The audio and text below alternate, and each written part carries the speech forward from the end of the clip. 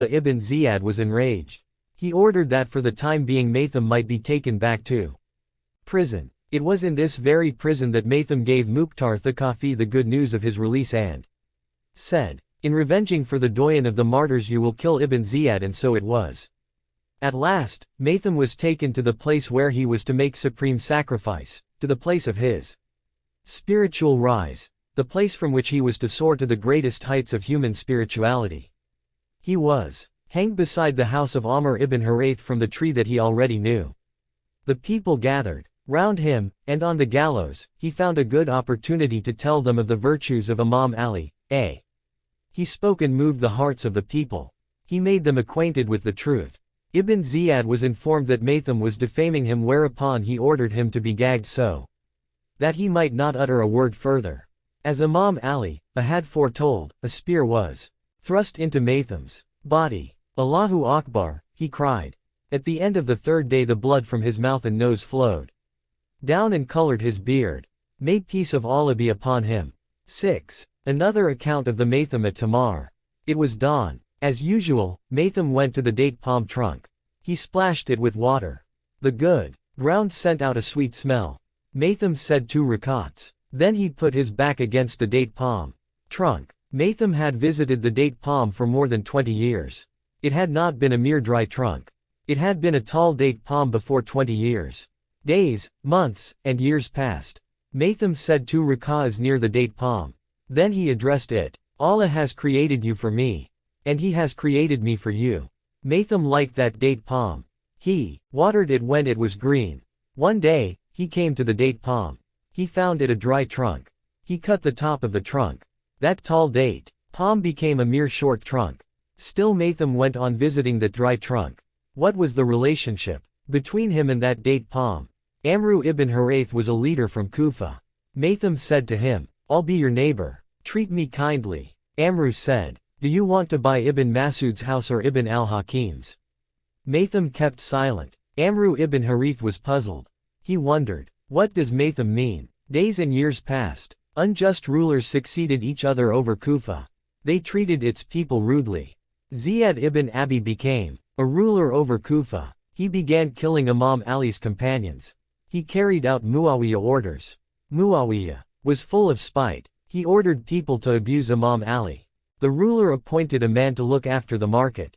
The man was unjust. The people complained of his bad treatment. The people were afraid of the man. Thus, they went to Maitham. They asked Maitham to go with them to the prince. They said to him, "Maitham, come with us to the prince." Maitham went with them. He met the prince and told him about the rude treatment in the market. A policeman in the palace was displeased with Maitham's words. He said to the prince, "Your Highness, the prince, do you know this man?" The prince said, "No, he's a liar, the supporter of a liar." The policeman meant that Maitham was one of Imam Ali's companions. Maitham said, "Surely, I'm truthful. I'm the supporter of a truthful man. Really, he's Amir al-Mu'minin, the commander of the faithful." Habib ibn Mudhahir was a good companion. After our master Muhammad's demise, Habib had a close relationship with Imam Ali. One day, Maitham was riding a horse. Habib ibn Mudhahir was riding a horse, too. They met each other before Bani Asad. They had a short talk. Bani Asad listened to their talk. Habib said with a smile, "I predict that a bald man with a big belly will sell melons at Dar al-Rizq. The man will be killed for the love of his prophet's family." Maitham said, "I know that a red man with 2 plates would appear. The man will support the son of the daughter of his prophet S. The man will be beheaded. His head will be carried through the streets of Kufa." The 2 friends saw each other off. Meanwhile, Bani Asad said, "They are liars." In the meantime, Rashid al-Hari passed by Bani Asad. He asked them about Habib and Maitham. Bani Asad said, "They've just gone away." Then Bani Asad told Rashid about Habib's and Maitham's predictions. Rashid said with smile, "May Allah have mercy on Maitham, he's forgotten to say. The person who brings the head will be given an extra 100 dirhams." Rashid went away while Bani Asad were astonished at his words. Then they said, "Rashid is a liar." 2 days passed by. Then in Muharram, 61 AH, Bani Asad saw Habib's head. It was tied to a long spear. They saw Ibn Ziyad's policemen carrying the head and walking through the streets of Kufa. Muawiyah ibn Abu Sufyan died. His son Yazid succeeded him. Yazid was a young man aged 30. He drank alcohol. He amused himself with dogs and monkeys. So, Imam Husayn refused to pay Yazid homage. Meanwhile, the Kufans were tired of Muawiyah's persecution. Thus, they sent Imam Husayn many letters. In their letters, they asked the Imam to come to save them from the Umayyad persecution. The spies told Yazid about the situation in Kufa. Yazid had a spiteful Christian doctor called Surgan. He asked the advice of the doctor. Surgan advised him to appoint Ubaydullah ibn Ziyad a ruler over Kufa. Many companions of Imam Ali supported Imam Husayn. Many Muslims supported him, too. Ubaydullah ibn Ziyad arrived in Kufa. He began arresting and imprisoning Imam Husayn's supporters. Maytham, Mukhtar al-Thaqafi, Abdullah ibn al-Harith were in the same prison. Imam Husayn died a martyr for Islam. The prisoners felt pain for him. Mukhtar said to his two friends, "Be ready to meet Allah." After Imam Husayn's killing, Ubaydullah ibn Ziyad will kill the Imam's supporters. Abdullah ibn al-Harith said, "Yes, he will kill us sooner or later." Maytham said, "No, he won't kill you. My dear Imam Ali has told me that you Mukhtar will get revenge of Imam Husayn's killers, and you will kick Ubaydullah's head with your foot." Then Maytham said to Abdullah ibn al-Harith, "You'll rule Basra." Maytham deeply believed in Allah. He was not afraid of the unjust. People were afraid of Ibn Ziyad. They shook with fear when they saw him. But Maytham did not pay attention to him. He knew that Ubaidullah's death was certain. He knew that the unjust would not stay alive forever. Muawiyah and his son Yazid prevented people from loving Imam Ali. The police arrested and killed the Imam's companions. Imam Ali had told his companions about the Umayyad police.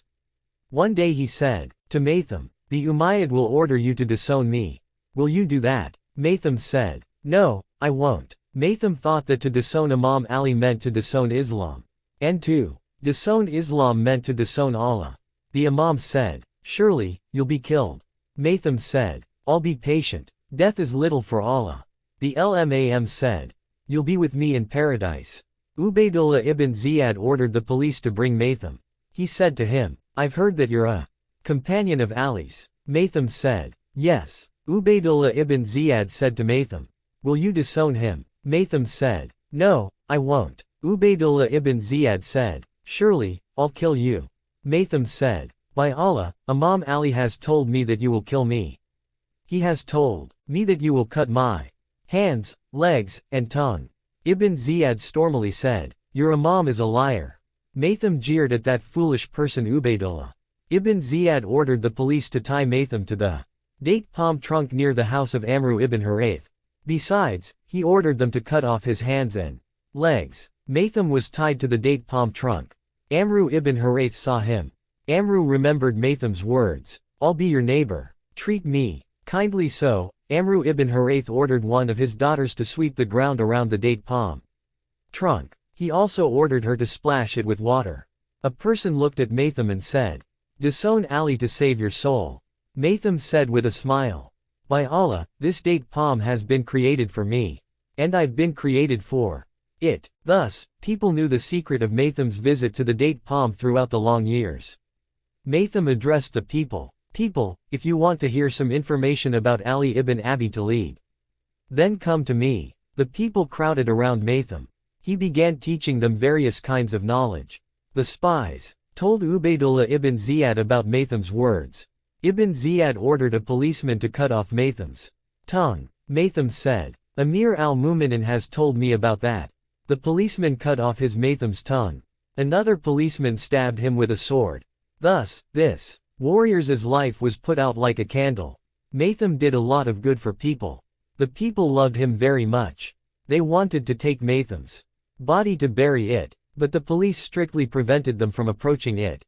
One night, 7 dates after Ali's martyrdom, he was among the ones stimulating the nation to swear allegiance to Hassan ibn Ali.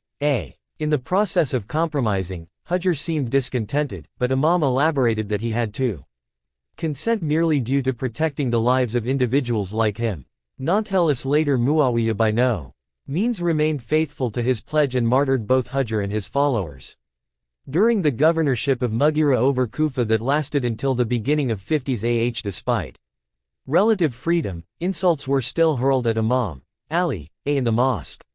The leadership of Ali's Shia Muslims was laid with the characters such as Hujr ibn Adi and Amr ibn Hamid Kuzai. Hujr was among those who frequently objected to Mughira accustomed to insult Imam Ali. When Mughira was paved the way to send a caravan carrying some properties to Muawiyah who was in need, Hujr intercepted the caravan and declared that as long as he has not granted the rights of the rightful, on no accounts would he allow these properties to be conveyed. At Muawiyah's behest, Mughira had commanded them to take part in the congregational prayer at the mosque. Once Hujr was urged by Mughira to go up the pulpit and curse Imam Ali, he went up and said, "Mughira propels me to curse Ali, curse him you all." Immediately, the congregation perceived that his intention had been Mughira himself. Mughira, however, had already declared that he never intended to be the first one murdering the celebrity of Kufa and as a result contribute to Muawiyah's grandeur in this world and his own abjectness in the hereafter. This statement was the response to those objecting why he did not arrest or harass Hujr. Following the demise of Mughira and Ziyad's governorship over Kufa, the status quo altered perceptibly. Ziyad, from the very first night of his governorship, did commence his rigors. His exceptional sermon for threatening Kufa people has been recorded as a typical Arab sermon in historical sources at that juncture. Well acquainted with Hujr ibn Adi, he warned him stating, "You and I have been in the same situation that you know yourself concerning Ali's amity, but today everything has converted. Hold your tongue and stay at your home. My throne can be yours too. I will doubtlessly meet all your demands, provided that you get along with me." Although you were rash seemingly, Hujr, who was convinced, went away. Once again, the status quo changed. It is said that one time Hujr interrupted Ziyad's lengthy remarks as the time of prayer was elasping, yelling out, "Al-Salat, prayer."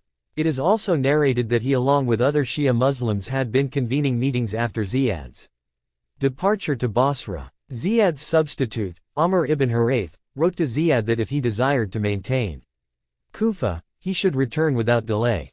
In this respect, Hujr was not merely solitary, but also, he was under any circumstances accompanied by a number of Shia Muslims. Quotedly, when Hujr protested against Mughira in the mosque, more than one-third of the audience validated his remarks. As written by Abu al-Faraj, in the absence of Ziyad, being in Basra, Hujr together with his companions occupied one-third or half of the mosque and began denouncing and vilifying Muawiyah. Ziyad himself had denounced the nobles of Kufa that, "You are on my side whereas your brothers, offspring and tribes are on Hur's side." After a while, a multitude of those on Hur's side dispersed since the chiefs of tribes had menaced the members of the tribes. Therefore, there was no more companions who remained with Hujr. When a group was sent to arrest him, he addressed his friends as saying, "Since you are by no means able to defy them, there is no way for any struggle." Eventually, Hujr conceded to surrender provided that for judgment he should be taken to meet Muawiyah. Having accepted the condition, Ziyad was making an attempt on the other hand to expose him to murder.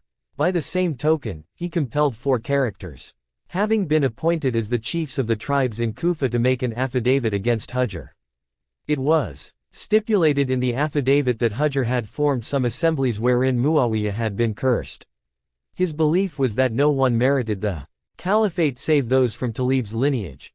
As stated by them, having caused chaos within the town, he had expelled Amr ibn Harith, the governor. Furthermore, he had not only saluted Ali, but expressed his disgust for his foes and those having combated him. Ziyad, who had on no accounts approved the aforesaid affidavit, ordered Abu Burda, son of Abu Musa Ash'ari, to prepare a more pungent one. What he wrote as a result was, "Hujr has declined to comply with the caliph and seceded from Jama'ah. He has cursed the caliph and summoned all to a battle and sedition. Having congregated the people around himself, he has urged them to breach their pledges. He dethroned Muawiyah, Amir al-Mu'minin, from the caliphate and blasphemed against Allah in addition. This time Hujr was labeled a blasphemer. Abu Burda, who was one of the eminent Sunni traditionists, bore the witness of it. Ziyad persuaded others to sign it too. Among the signatories were Ishaq and Moses, sons of Talha, Mundir, Zubair's son, Umar, son of Sayd ibn Abi Waqqas, and Umara, son of Uqba ibn Abi Mu'ayt. As narrated by historians, while Hujr was being arrested, he yelled out, "I am still faithful to my allegiance." He was absolutely right, because he never ever intended to revolt against Muawiyah. What he insisted on was about Ali, and not to be insulted. And it was precisely what had been stipulated in Muawiyah's commitment and conceded by him. Fascinatingly, it was specified in the affidavit that Hujr believed that caliphate was well deserved to only those from Toledo.